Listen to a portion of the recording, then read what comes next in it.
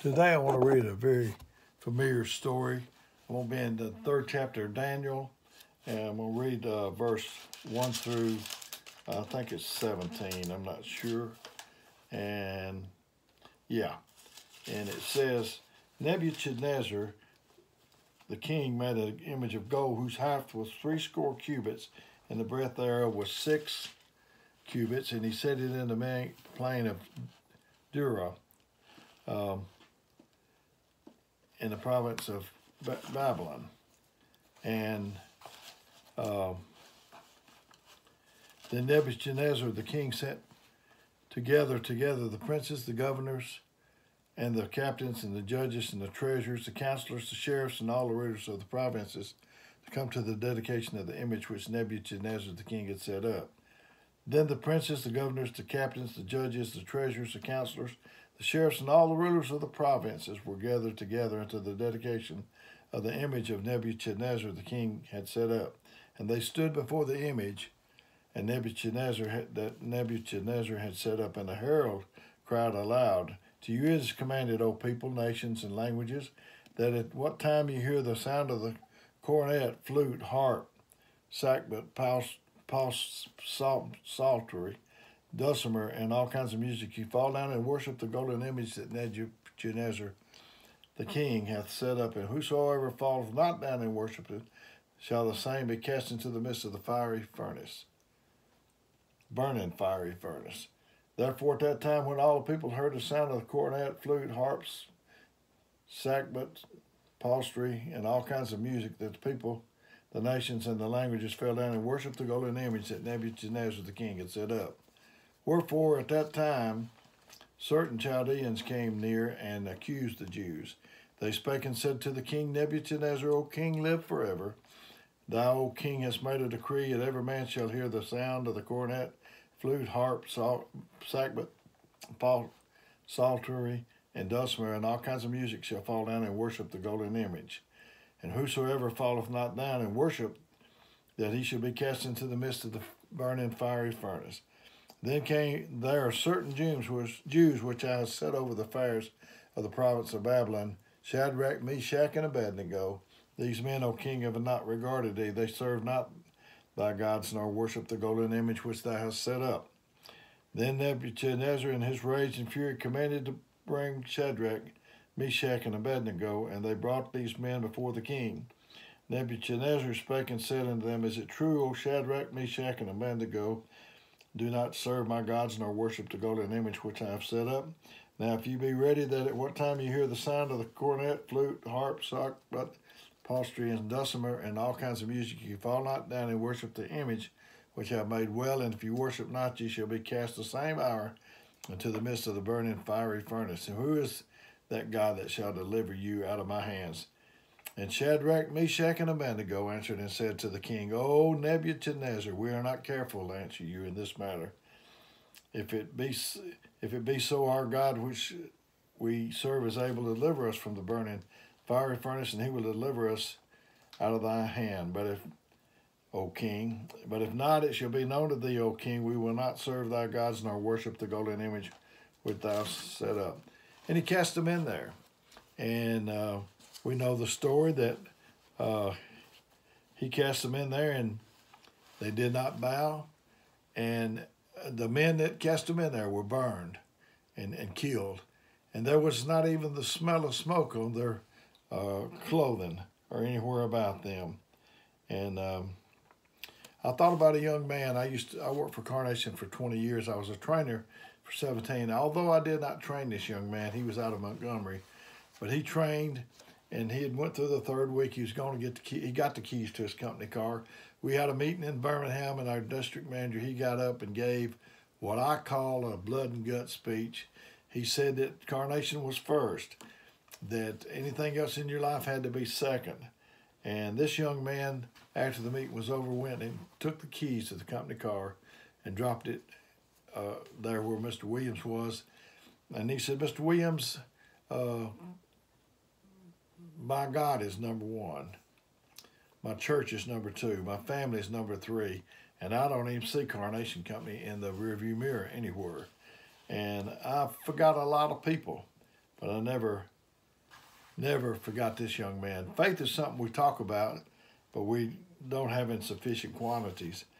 You know, we believe that when we sit on a bench, we don't come in, when I come into a church, I don't test the bench before I sit down on it. I just know that the man that made it, and the company that made it, they have made it to specifications. They've tested it. They know what it'll bear. And it's the same way with God. He's tested you. He knows what you can bear.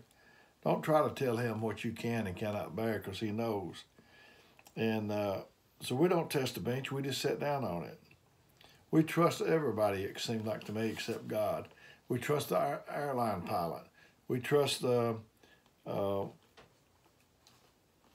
surgeon. We trust all kind of people. We don't go on a plane and ask the stewardess to show us a copy of his credentials. We ought to have more faith than we do with the bench or the pilot or the surgeon.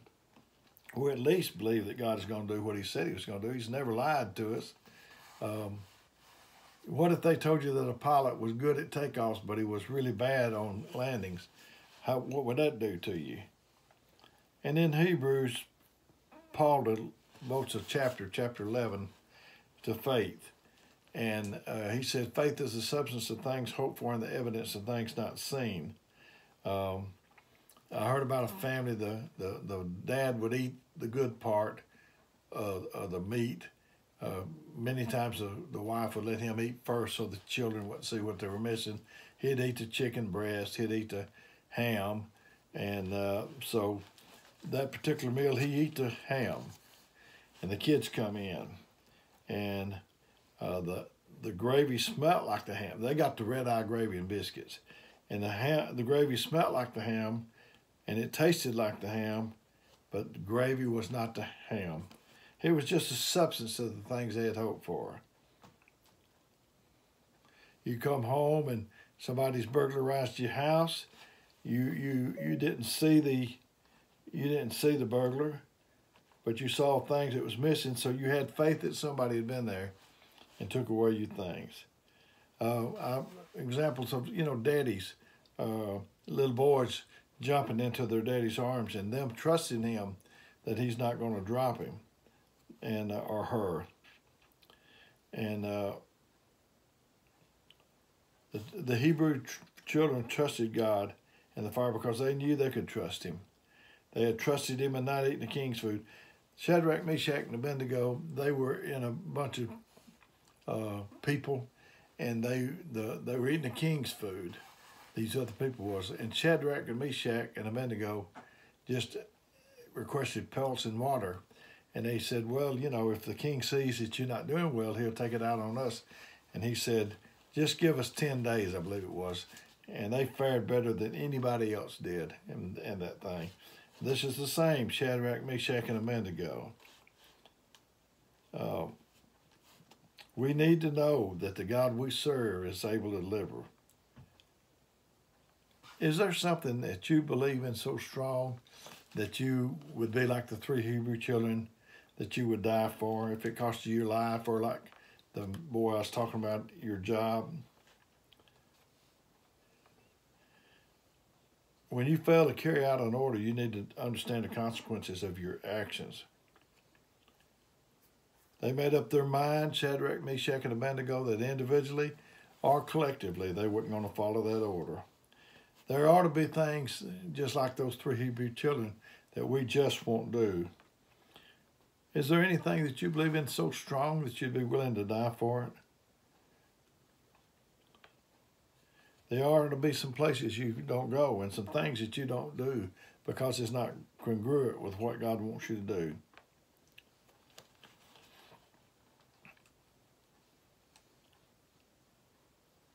You need to,